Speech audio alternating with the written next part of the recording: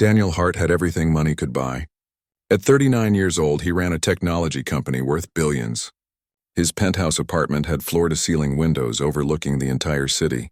He owned houses in 3 different countries. His garage had cars most people only saw in magazines, but none of that mattered anymore. It was a Tuesday evening, and Daniel sat on his leather couch watching his daughter play. 7-year-old Lily was on the carpet, moving her dolls around in silence. She used to make up voices for them, creating elaborate stories that would make him laugh. Now she just moved them from spot to spot, quiet as a mouse. It had been like this for 3 years, ever since her mother died. Daniel had tried everything. He hired the best nannies from the most prestigious agencies. Each one came with perfect credentials and glowing references. They knew how to prepare organic meals, help with homework, and organize playdates. But something was always missing. Lily would be polite to them, follow their instructions, but she never opened up. She never laughed the way she used to. His mother had been visiting more often lately. She would sit with Lily, trying to coax her into conversation, but even Grandma couldn't break through the wall his daughter had built around herself. Last Sunday, over coffee, his mother had said something that bothered him for days. "Daniel, that child needs a mother figure. I know you loved Rebecca. We all did. But Lily is growing up and she needs more than nannies and housekeepers." He had bristled at the suggestion. "What are you saying, Mom? That I should just go out and find a replacement for Rebecca?" His mother had touched his hand gently. "I'm saying that little girl is lonely. And so are you, even if you won't admit it. I'm not telling you to forget Rebecca. I'm telling you to think about what Lily needs." Daniel had ended the conversation there, but the words stuck with him. That night he had watched Lily get ready for bed, going through the motions with her nanny, polite but distant. After she was tucked in, he sat in his office, staring at his computer screen without really seeing it. The next morning, Lily's therapist called. Dr. Reynolds had been seeing Lily for over a year, helping her process her grief. The therapist's voice was kind but direct. "Mr. Hart, I think we need to talk about Lily's progress, or rather the lack of it. She's not getting worse, but she's not moving forward either. In our sessions, she talks about feeling different from other kids. Most of her classmates have mothers who pick them up from school, attend their events, tuck them in at night. She says she feels like she's missing something everyone else has." Daniel felt the words like a punch to his stomach. "What are you suggesting?" "I'm not suggesting anything specific. But children need connection. They need to feel like they belong to a family unit. Right now, Lily feels like she's just existing alongside you and the staff. There's no warmth in her daily life, no spontaneity, no one who makes her feel truly special." After the call ended, Daniel sat in his office for a long time. He thought about his wife, about the life they had planned together. Rebecca had been the warm one, the one who made their house feel like a home. After she was gone, the apartment had become just a place with expensive furniture. He had thrown himself into work, building his company into an empire. But somewhere along the way, he had stopped really living. That's when the idea came to him. It was unusual, maybe even a little manipulative, but he was desperate. He needed to find someone who could be good for Lily, someone educated and kind, someone who could bring warmth back into their lives. And he knew exactly where to look. Riverside Academy was the most exclusive private school in the city. He had been considering enrolling Lily there for the next school year. The place was famous for its excellent teachers, small class sizes, and impressive facilities. But more importantly, it was full of intelligent, caring women who had dedicated their lives to working with children.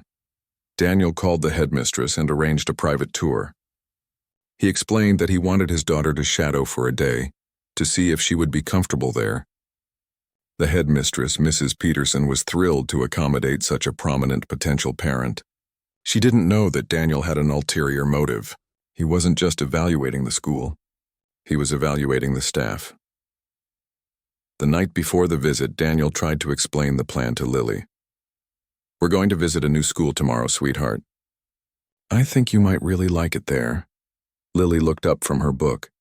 "Is this another one of those fancy places where everyone knows who you are?" Her perception surprised him. At 7 years old, she had already figured out that their life was different from most people's. "It's a good school with nice teachers. Just give it a chance, okay?" The morning of the visit, Daniel dressed in one of his best suits.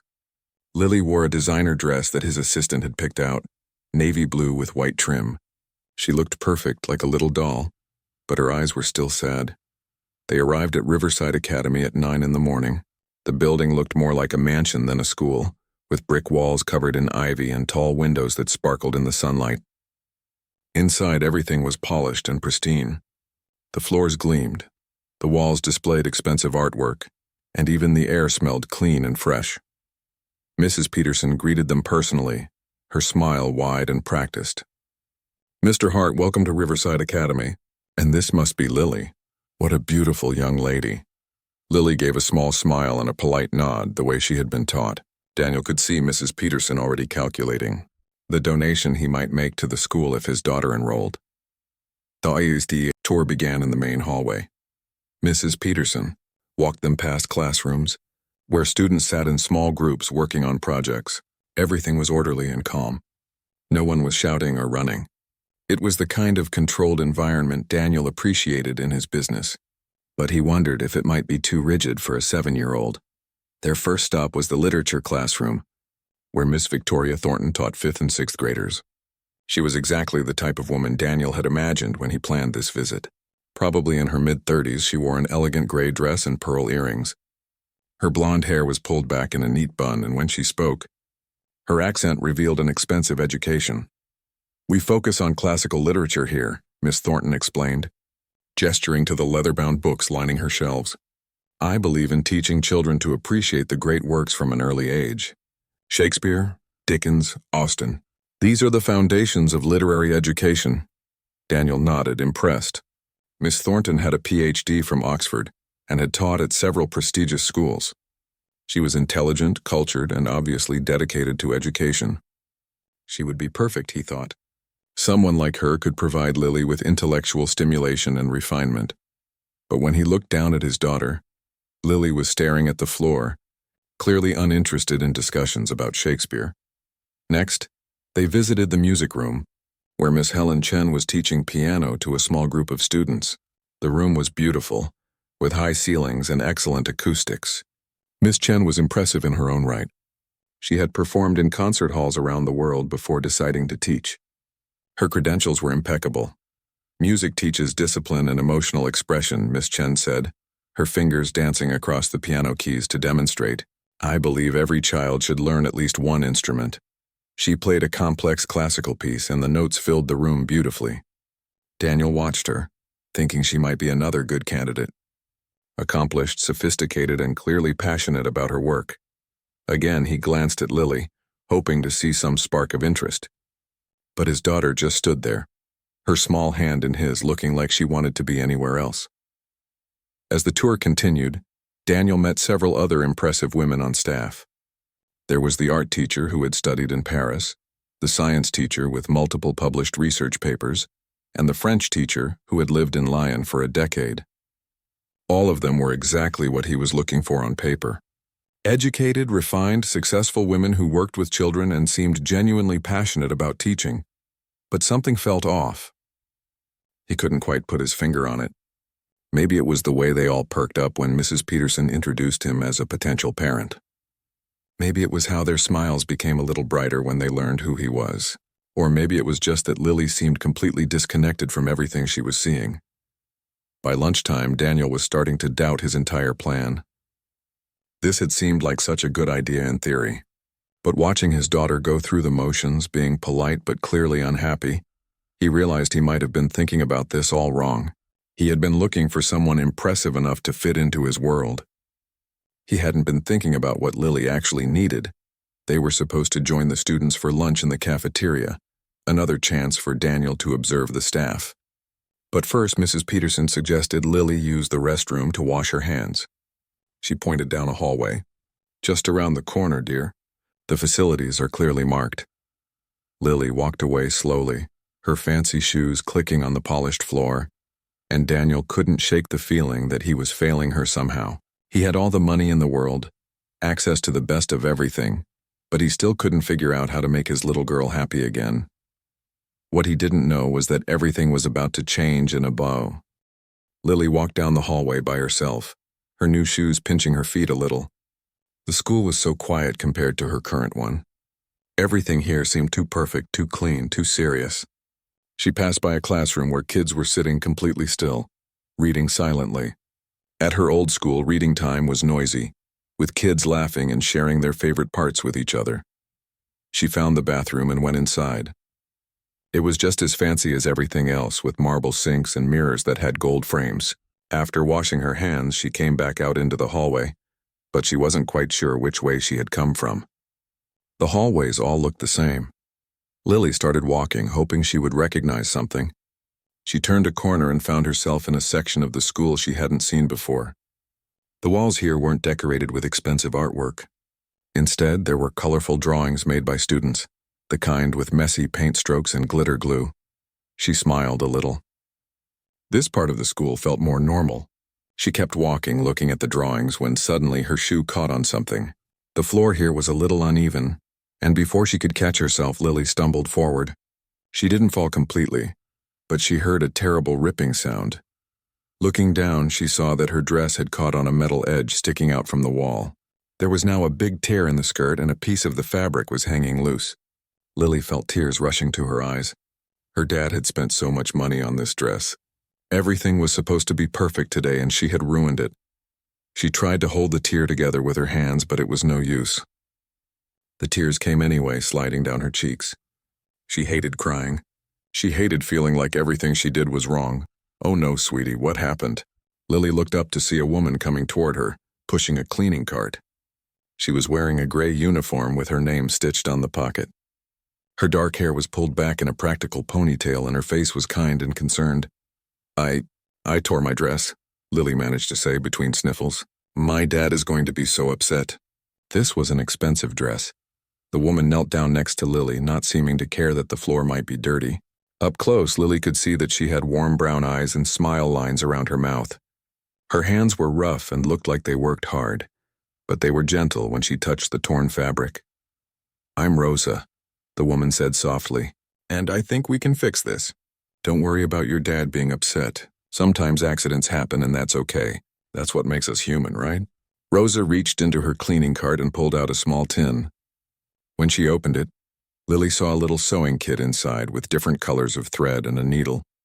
"I always keep this with me," Rosa explained. "You'd be surprised how many times someone needs a quick fix around here. Teachers get caught on things. Students pop buttons off their uniforms. I've probably stitched 100 little emergencies." She threaded the needle with dark blue thread that matched Lily's dress almost perfectly. As she started to sew, her hands moved quickly and expertly. "You know what?" Rosa said, glancing up at Lily with a warm smile. "When I was about your age, I tore my favorite dress the day of my cousin's wedding. I was so scared to tell my mama because we didn't have much money back then." "But you know what she said?" "What?" Lily asked, her tears starting to slow down. "She said that every tear tells a story. She fixed my dress, and then she told me that now I would always remember that day. Not just as the boring wedding day, but as the day I learned how to climb that big tree in our yard. That's what caused the tear, you see. I was climbing, being brave, being adventurous." Lily thought about this. "I wasn't being brave. I just got lost." Rosa laughed, a real, genuine laugh that made Lily want to smile too. Getting lost is the first step to an adventure. Besides, if you hadn't gotten lost, you wouldn't have met me, and I wouldn't have gotten to fix this pretty dress. "You talk different than the teachers here," Lily observed. "That's because I'm from a different country originally," Rosa said, continuing to stitch. "I came here when I was 19, all by myself. I barely spoke English. Can you imagine? Everything was so scary and confusing at first. Were you scared?" "Terrified, but also excited. Sometimes scary things and exciting things are the same, you know? Like riding a roller coaster or trying something new." Lily watched Rosa's hands work. There was something calming about the way she moved, like she wasn't in a hurry, like this moment mattered. "Why did you come here?" "To help my family. I have 3 younger brothers and a sister back home. I work here and send money to help them go to school, buy what they need. Someday I hope to bring them here so they can have better opportunities." "That's nice," Lily said quietly. "You must miss them." Rosa nodded, her eyes soft. "Every single day. But we talk on the phone and I send them letters. And I keep their pictures in my locker down in the basement. Want to know a secret?" Lily nodded eagerly. "My little sister is exactly your age, 7 years old. Her name is Isabella. When I see kids like you here at school, sometimes I think about her and wonder what she's doing right at that moment. I bet she misses you too, Lily said. I know she does, but we're doing this so she can have a better life. Rosa finished the last stitch and tied off the thread. There, good as new. Well, almost. If you look really close, you can see the repair, but from far away, no one will notice. Lily looked down at her dress. Rosa was right. The tear was neatly sewn up, and unless someone was searching for it, they probably wouldn't see it. Thank you so much. You're very welcome, sweetheart. What's your name? Lily. That's a beautiful name. Like the flower. Rosa stood up and carefully put her sewing kit back in her cart. Now, are you here visiting the school? Yeah, my dad is thinking about sending me here next year. And what do you think about it? No one had asked Lily that question all day. Her dad had asked if she liked the building, if she thought the classrooms were nice, but no one had asked what she actually thought about coming here. I don't know, Lily admitted. Everyone here seems really smart and serious. The teachers all talk about fancy books and music. I don't think I'm smart enough for this place. Rosa's face became serious and she knelt back down to be at Lily's eye level. Listen to me very carefully. You are smart enough for anywhere you want to be. Don't let anyone, including yourself, tell you different. Being smart isn't just about reading old books or playing complicated music. Being smart is about being curious, being kind, being brave enough to be yourself. You understand? Lily nodded, feeling something warm spread through her chest. She couldn't remember the last time someone had talked to her like this, like her thoughts and feelings really mattered. Now, let's get you back to your dad, before he worries. Which way did you come from? I'm not sure. I got turned around. That's okay. I know every inch of this place. Come on. Rosa pushed her cart and Lily walked beside her. As they went down the hallway, Rosa pointed out different things. See that water fountain? It's been broken for 3 weeks. I keep telling maintenance, but they haven't fixed it yet. And that classroom there, that's where the art teacher works. Sometimes she lets me take home the scraps of paper and fabric the kids don't use. I make crafts with them and send them to my brothers and sister. That's really cool, Lily said. They turned another corner, and Rosa continued, and up ahead is the library. Have you been there yet? No, not yet. Oh, you should ask your dad if you can see it. It's my favorite room in the whole school. So many books and a big window seat where you can sit and read with the sunlight coming in. Sometimes when I'm cleaning in there early in the morning, I sit for just a minute and read a page or two. I'm trying to improve my English, you see. I want to be a teacher someday. Really? You want to be a teacher? That's my dream. I'm taking classes at night studying hard. It takes longer when you have to work during the day, but I'll get there eventually. I believe if you want something badly enough and you're willing to work for it, you can make it happen. Lily thought about this. The teachers she had met today had seemed perfect, like they had always been teachers, like everything had been easy for them. But Rosa was working toward her dream, fighting for it, and somehow that seemed more impressive. They reached the main hallway and Lily could hear voices up ahead. I think that's where your dad probably is, Rosa said. Right around that corner. Rosa? Lily looked up at the kind woman who had helped her. Can I come visit you again if my dad decides I should come to this school? Rosa's face lit up with the biggest smile. I would absolutely love that. I work early mornings and late afternoons cleaning the classrooms. You can always find me somewhere around here with my cart. And if you ever need anything, even just someone to talk to, you come find me, okay? Okay. They rounded the corner and sure enough there was Daniel talking to Mrs. Peterson. When he saw Lily, relief washed over his face. There you are. I was starting to worry. Then he noticed Rosa standing there with her cleaning cart. His expression changed slightly, becoming more guarded. Is everything all right? Everything is fine, Rosa said quickly. Lily just got a little turned around coming back from the restroom. I helped her find her way back. This is a big school, easy to get confused. Daniel looked at his daughter, then at Rosa, then back to Lily. Well, thank you for he. Just okay? Daniel asked, surprised. Usually Lily barely responded at all when he asked about things. Is there anything specific you liked or didn't like? Lily was quiet for a moment, then said, I liked Rosa. The janitor. She was nice to me. She talked to me like a real person, not like I was some fancy kid she had to be careful around. Daniel didn't know what to say to that. He had spent the whole day introducing Lily to accomplished teachers with impressive credentials, and the person who made an impression was the cleaning lady. It bothered him more than he wanted to admit. Over the next few days, Daniel couldn't stop thinking about the school visit. He decided he needed more information. needed more time to observe the staff and see if any of them might be a good fit for their family. He called Mrs. Peterson and explained that he wanted to be absolutely sure before making such an important decision. Could he possibly visit again, maybe observe some classes in session? Mrs. Peterson was thrilled. Of course. We would be delighted to have you visit as many times as you like. Perhaps you could come next week? Miss Thornton has a wonderful literature discussion planned that I think would really showcase our academic approach. Daniel agreed and scheduled another visit. This time he arranged for Lily to stay home with her nanny. He wanted to focus on the teachers without distractions, to really evaluate whether any of them might be suitable for what he had in mind. The following Tuesday, he returned to Riverside Academy. Mrs. Peterson greeted him warmly and took him directly to Miss Thornton's classroom. The literature teacher was in the middle of discussing a classic novel with her students. She was impressive, asking thoughtful questions and encouraging deep analysis. After the class, Daniel stayed to speak with her. Your teaching style is remarkable, he said honestly. The students are clearly engaged. Miss Thornton smiled, pleased by the compliment. Thank you. I believe in challenging young minds. Too many schools these days focus on making things easy, rather than helping students reach their full potential. They talked for a while about education philosophy, and Daniel found himself impressed by her intellect and passion. Before leaving, he took a chance. Miss Thornton, I'm hosting a small charity event this Saturday evening at the Metropolitan Museum. It's a fundraiser for arts education. Would you be interested in attending as my guest? Her eyes widened slightly. I would be honored, Mr. Hart. That Saturday, Daniel picked up Miss Thornton in his car. She looked elegant in a black evening gown, her hair styled perfectly. At the fundraiser, she mingled effortlessly with the other wealthy attendees, discussing art and literature with the kind of knowledge that came from years of serious study. It should have been perfect. On paper, Miss Thornton was everything he had been looking for.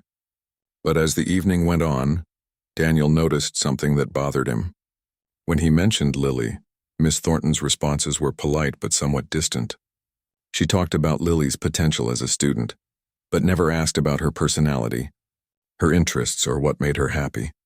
When he took her home at the end of the evening, Miss Thornton thanked him graciously. I had a wonderful time. Perhaps we could do this again? Perhaps, Daniel said, but he was already doubting whether this was the right path. The following week, he arranged another visit to the school, this time focusing on Miss Chen, the music teacher. He attended one of her piano lessons and was impressed by her skill and patience with the students. After class, he invited her to join him at the opera, a performance of Mozart that he had box seats for. Miss Chen accepted eagerly. At the opera, she was knowledgeable and engaging, pointing out subtle details in the performance that he would have missed. She was cultured and sophisticated, exactly the kind of woman who would fit seamlessly into his world. But again, when he mentioned Lily, Miss Chen's response felt rehearsed, almost mechanical. I'm sure Lily would benefit greatly from music education. It teaches discipline and refinement. She talked about Lily as a potential student, not as a child who needed love and understanding. Daniel drove home that night feeling frustrated. He had now spent time with two exceptional women, both of whom should have been perfect candidates. But something was missing. Neither of them had shown genuine warmth when discussing his daughter. They saw Lily as a responsibility, a student to shape and mold, not as a person to connect with. What he didn't know was that Lily had been making her own connections during his visits. On his third visit to the school, Daniel brought Lily along again. Mrs. Peterson suggested Lily could spend some time in the library while Daniel observed the advanced mathematics program. We have a wonderful selection of children's books, Mrs. Peterson said. I'm sure she'll be quite content there. Lily nodded politely and headed toward the library. But once the adults were gone, she had a different plan. She remembered what Rosa had said about working early mornings and late afternoons. It was now 3 p.m, so Rosa might be cleaning somewhere in the building. Lily wandered through the hallways looking for that gray uniform and the squeaky cleaning cart. She found Rosa on the second floor cleaning windows in an empty classroom. Lily! Rosa's face lit up when she saw her. You came back. Does this mean your father decided you'll be coming here? He's still thinking about it, Lily said. He keeps visiting and talking to all the teachers. I think he's looking for something, but I'm not sure what. Rosa set down her cleaning spray and cloth. Come sit with me for a minute.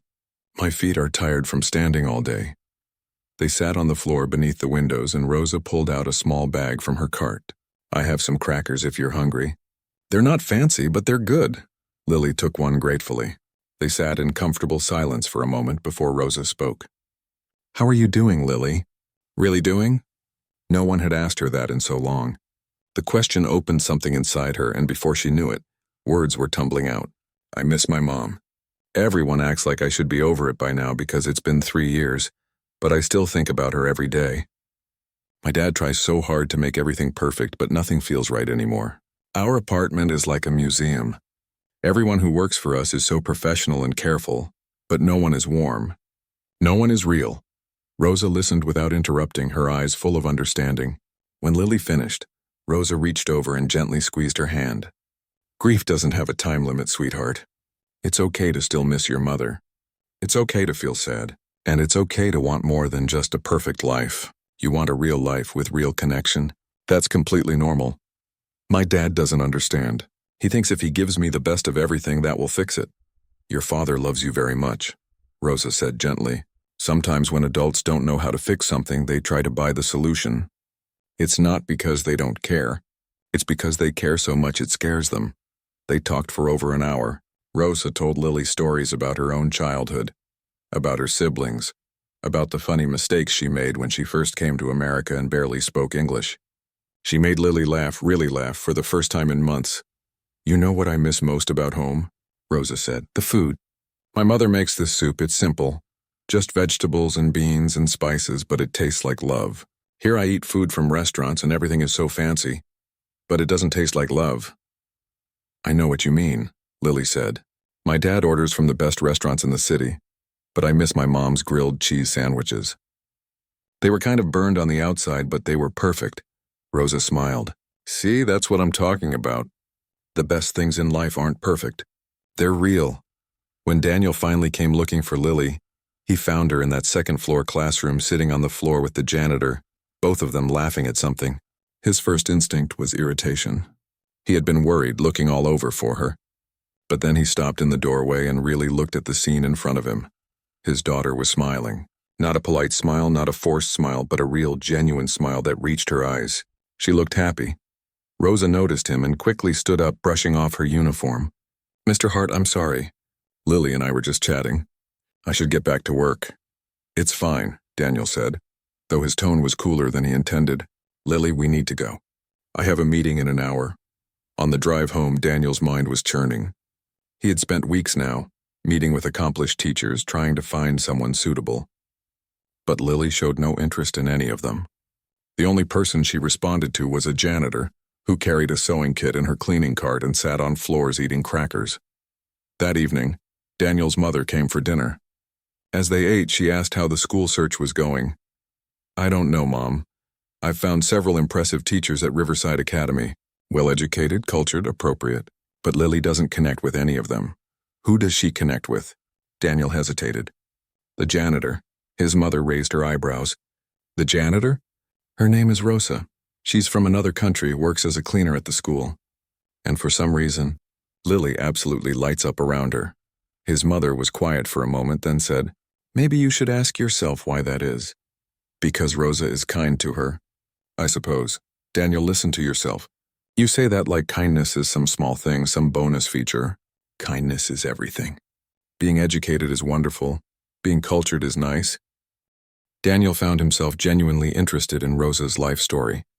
She told him about growing up in a small village where everyone knew everyone else. Her father had died when she was young, leaving her mother to raise 5 children alone. Rosa, as the oldest, had felt responsible for helping the family. When I was 19, my mother's sister who lived here in America offered to help me come. She said I could work, send money home, maybe save enough to bring my siblings over eventually. It was the hardest decision I ever made, leaving my mother, my brothers, my little sister, but I knew it was the best chance for all of us. That must have taken incredible courage, Daniel said. Rosa shrugged. Or incredible desperation. Sometimes they're the same thing. Those first years were so hard. I barely spoke English. I worked in restaurants, cleaned houses, did whatever I could. My aunt let me sleep on her couch, but I felt like such a burden. I studied English every night using library books. It took me 3 years before I felt like I could really communicate. And now you're working toward becoming a teacher? Her face brightened. Yes, it's taking longer than I hoped. I work full-time at the school during the day. Then I take classes at the community college at night. I'm 26 credits away from my degree. At this rate, I'll be 40 before I'm actually teaching in a classroom instead of just cleaning them. Daniel did some quick math in his head. If you could go to school full-time, how long would it take? Maybe 2 years, but I can't afford to not work. I have bills and I'm still sending money home. My youngest brother just started high school and he needs books, a uniform, all of that. She smiled, but there was tiredness in it. But I'm not complaining. I'm lucky to have work, lucky to be here. Many people have it much harder. They finished their coffee and Daniel found himself not wanting the conversation to end. Would you be willing to meet again? He asked, maybe next week? Rosa looked surprised but pleased. I would like that. Over the following weeks, they met regularly. Sometimes for coffee, sometimes for walks in the park. Daniel learned more about Rosa's life, her dreams, her struggles. She told him about her siblings, showing him pictures on her phone.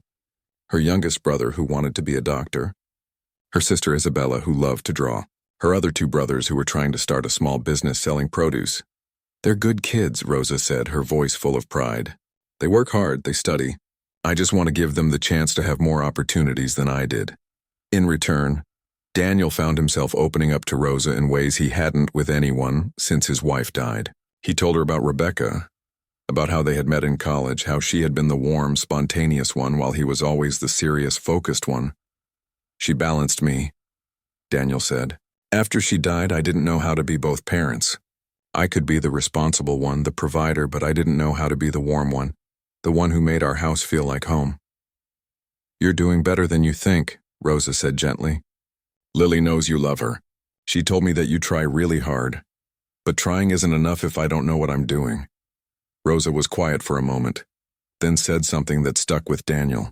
Maybe the problem is that you're trying to find someone to replace her mother. But no one can do that. Her mother is gone, and that's a loss that will always be there. What Lily needs isn't a replacement. She needs someone new, someone who can love her for who she is now, not who she was when her mother was alive. Daniel thought about this for days afterward. He had been so focused on finding someone impressive enough, someone who fit his image of what a mother should be, that he hadn't considered what Lily actually needed. Meanwhile, Lily had been spending more time at the school. Daniel had enrolled her at Riverside Academy, starting the following semester. But Mrs. Peterson had agreed to let Lily visit occasionally to help her adjust. Lily would always seek out Rosa during these visits. One afternoon, Daniel came to pick up Lily and found her in a storage room with Rosa. They were organizing supplies together, and Lily was telling Rosa about a book she had read. And then the dragon realized that the princess didn't actually need rescuing, Lily was saying excitedly. She had been building a flying machine the whole time. Rosa laughed. I love it. See, that's why I like modern stories better than the old fairy tales. The girls in these books don't just wait around for someone to save them. Daniel watched from the doorway unnoticed. This was his daughter, animated and engaged, talking about books the way she used to with her mother. His chest felt tight with emotion. Rosa noticed him and smiled. Mr. Hart, we were just finishing up here. Please call me Daniel. I think we're past formalities at this point. Over the next few months, the 3 of them started spending more time together. It started small. Daniel invited Rosa to join them for ice cream after one of Lily's school visits. Then it was lunch on a Saturday. Then dinner. Rosa was hesitant at first. Daniel, I'm not sure this is appropriate. I'm your daughter's school janitor. You're not just anything, Daniel said, echoing their earlier conversation. You're someone who has been kinder to my daughter than anyone else. You're someone I enjoy talking to. You're someone who makes me laugh, which I haven't done much of in 3 years. Why should any of that be inappropriate? Because we're from different worlds. Look at your apartment, your life. I take the bus to work every day. I share a small apartment with my aunt. We have nothing in common. We both love Lily, Daniel said simply, and I think we're becoming friends. Isn't that something in common? Slowly, Rosa began to relax around Daniel. She started to see that he wasn't trying to be impressive or maintain some image around her. He was just himself, complicated and imperfect and trying his best. One evening, Daniel invited Rosa to his apartment for dinner. His chef had prepared an elaborate meal, but Rosa looked overwhelmed by all the formality. Halfway through the dinner, with Lily already in bed, Daniel said something that had been on his mind for weeks. "This is ridiculous, isn't it? All this formal stuff. Would you teach me to cook something simple? Something real?" Rosa looked surprised. "You want me to teach you to cook?" "Yes. You told me once that you missed your mother's soup because it tasted like love. I want to learn how to make food that tastes like love for Lily." They ended up in his massive, mostly unused kitchen. Rosa showed him how to make rice and beans, simple but flavorful. As they cooked, they talked and laughed. When Lily woke up from a bad dream, she came padding into the kitchen and found them cooking together. "What are you making?" she asked, rubbing her eyes. "Comfort food," Rosa said, pulling Lily into a gentle hug. "The kind that makes you feel better. Come help us." The three of them finished cooking together. They ate at the kitchen counter instead of the formal dining table, and it was the best meal Daniel had eaten in years. Not because the food was fancy, but because it felt real. After that night, things changed. Daniel offered to pay for Rosa to go to school full-time. "Let me help you reach your dream faster," he said. But Rosa refused. "Thank you, but no. I need to do this myself. If you pay for it, it won't feel like mine. Do you understand?" He did, and he respected her even more for it. Instead, he found another way to help. He hired Rosa to be Lily's tutor after school, paying her well for her time. This gave Rosa extra income without charity, and it gave Lily more time with someone she loved. Then one night, everything came to a head. It was a Tuesday evening, and Daniel had invited Rosa for dinner again. This time, before Rosa arrived, Lily sat down across from her father with a serious expression on her face. "Daddy, I need to talk to you." Daniel set down his phone, giving her his full attention. "Of course, sweetheart. What is it?" "I know what you've been doing. Grandma told me that you've been looking for someone to be my new mommy." Daniel's stomach dropped. He hadn't realized his mother had talked to Lily about this.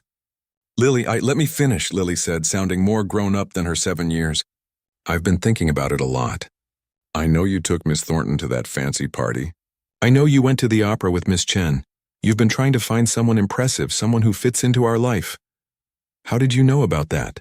"I'm not stupid, Daddy. I notice things. And I want to tell you something important." She took a deep breath. "I don't want Miss Thornton or Miss Chen or anyone like them. I want Rosa." Daniel felt like the air had been knocked out of his lungs. "Lily, it's not that simple. Why not? Rosa is nice to me. She doesn't treat me like I'm some fancy project. She talks to me like I'm real. She makes me laugh. She makes you laugh too, I've seen it. You're happier when she's around. But Rosa is the school janitor. I don't care what her job is." Lily's voice rose, passionate and determined. "Miss Thornton only talks about boring old books. Miss Chen only cares about music and being quiet and proper. Rosa talks about real things. She tells me it's okay to be sad. She teaches us to cook food that tastes like love. She's kind and smart, and she works really hard for her family. Why isn't that good enough?" Daniel stared at his daughter, speechless. When had she become so clear about what she wanted? When had she started understanding the world with such clarity? "Lily, I can't just decide to make Rosa your mother. Relationships don't work that way. And even if I had feelings for Rosa, we're from completely different worlds. It would be complicated." "I'm scared," Rosa whispered. "I'm scared that I'll disappoint you both. That I won't be good enough. That people will look at us and judge. That your family and friends will think you've lost your mind. My mother was the one who told me to stop looking for someone impressive and start looking for someone who genuinely cares about Lily," Daniel said. "Do you know what she said when I told her about you? She said she didn't care if you were a janitor or a CEO. She cared that you made her granddaughter smile again. What about everyone else? Your business partners, your friends, the parents at that fancy school?" Daniel moved closer to her, taking her hands in his. "I spent 3 years trying to live up to other people's expectations, trying to maintain this perfect image, trying to give Lily the best of everything except what she actually needed. I'm done with that. If people judge us, that's their problem, not ours." "This is crazy," Rosa said, but she was smiling through her tears. "This kind of thing doesn't happen in real life." "Why not? Why can't it happen? I'm not asking you to marry me tomorrow. I'm just asking if you would be willing to see where this goes." To stop being just friends and start being something more. To build something real with me and Lily. Rosa looked toward the hallway where Lily had disappeared. That little girl has been through so much. I couldn't bear to hurt her. Then don't, stay, be part of our life. Let us be part of yours. Rosa was quiet for a long moment and Daniel's heart pounded as he waited. Finally, she looked up at him and nodded. Okay, yes, I don't know how this is going to work, but yes. Daniel felt a smile spread across his face, wider than he had smiled in years. Really? Really. You're both too important to me to walk away from. We'll figure out the rest as we go. They called Lily back into the room, and when Daniel told her that Rosa had agreed to be part of their family, to see where this relationship could go, Lily burst into tears of joy. She ran to Rosa and hugged her tightly, and Rosa held her like she was the most precious thing in the world. The next few months were an adjustment for everyone. Daniel's business associates were surprised when he started bringing Rosa to company events. Some were politely confused, others openly judgmental. But Daniel found that he didn't care as much as he thought he would. When someone asked him condescendingly what Rosa did for a living, he would say proudly, "She works at my daughter's school and she's finishing her teaching degree. She's going to be an incredible teacher." The parents at Riverside Academy had mixed reactions. Some of the wealthier mothers whispered behind their hands, making snide comments about the janitor dating the billionaire. But others, seeing how happy Lily had become, defended the relationship. Mrs. Peterson, the headmistress, was professional but clearly uncomfortable with the situation at first. However, when she saw that Rosa's relationship with Daniel didn't affect her work ethic and that Lily was thriving, she gradually accepted it. Rosa insisted on continuing to work at the school despite Daniel's offers to support her financially. "I need to finish this on my own terms," she explained. "I need to know that I earned my degree and my teaching position, not that they were handed to me because of who I'm dating." Daniel respected this, though he did help in smaller ways.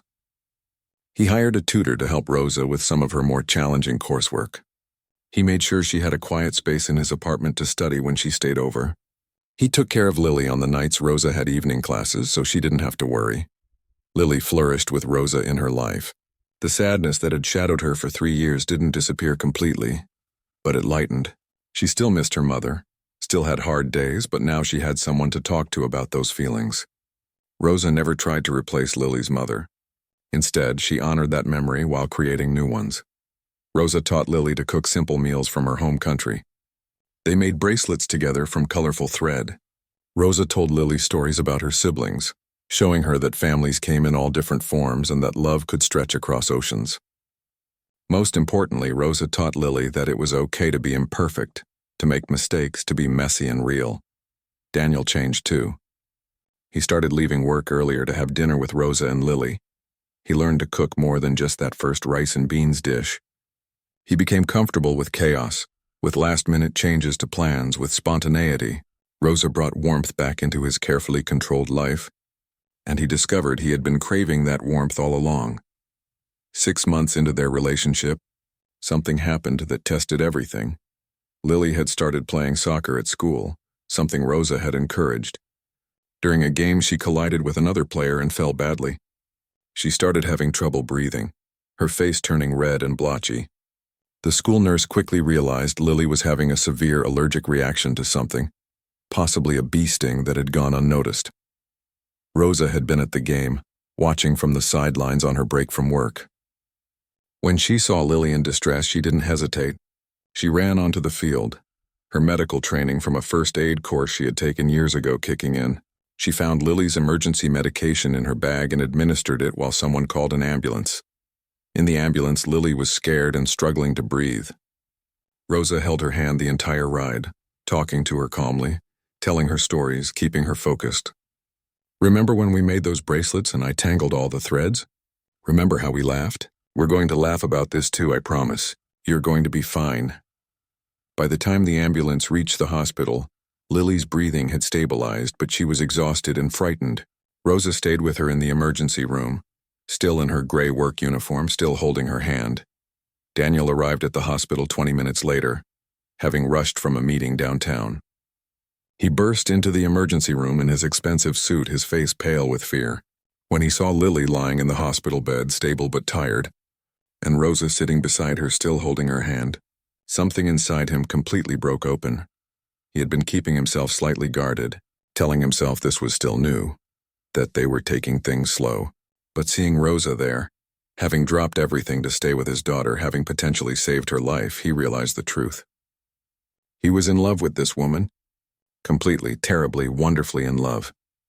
After the doctors confirmed Lily would be fine and just needed to rest, Daniel pulled Rosa aside in the hallway. She looked exhausted, her uniform wrinkled, her hair messy, but to him she had never been more beautiful. "You saved her," he said, his voice breaking slightly. "Anyone would have done the same thing." "No, they wouldn't have. You knew exactly what to do. You stayed calm. You kept her calm. Rosa, I don't know what I would have done if you hadn't been there." Rosa touched his face gently. "But I was there. That's what matters. I will always be there for her. For both of you. Marry me," Daniel said suddenly. Rosa's eyes widened. "What? I know it's fast. I know this isn't romantic, standing in a hospital hallway. But I don't want to wait. I don't want to take things slow. I want you in our lives permanently. I want to make it official. Marry me, Rosa. Be Lily's mother. Be my wife." "Daniel, are you sure? This is a big decision. We've only been together 6 months. I've never been more sure of anything. These 6 months with you have been better than the 3 years without you. You make everything better. You make me better. Lily loves you. I love you. Please say yes." Rosa looked toward Lily's room where the little girl was sleeping peacefully. "Can I think about it? Not because I don't want to, but because I want to make sure we're doing this for the right reasons at the right time." Daniel nodded, though his heart sank a little. "Of course. Take all the time you need." 2 weeks later, Rosa came to Daniel's apartment. Lily was at school, and it was just the two of them. Rosa looked nervous, twisting her hands together as she sat on the couch. "I've been thinking about your proposal," she started, "and I've been scared. Scared that I'm not ready, that it's too fast, that I'll mess everything up." Daniel's heart was pounding, but he waited for her to continue. "But then I realized something. I've been scared my whole life. Scared when I left my home country. Scared when I could barely speak English. Scared every day that I wasn't good enough, wasn't doing enough. And I'm tired of being scared. I'm tired of waiting for the perfect time or the perfect circumstances." She looked directly at him, her eyes bright with emotion. "You and Lily are the best things that have ever happened to me. I love you both so much it terrifies me. But that's exactly why I should say yes. Because love is supposed to be a little terrifying. So yes, Daniel, I will marry you. I will be Lily's mother. I will be your wife."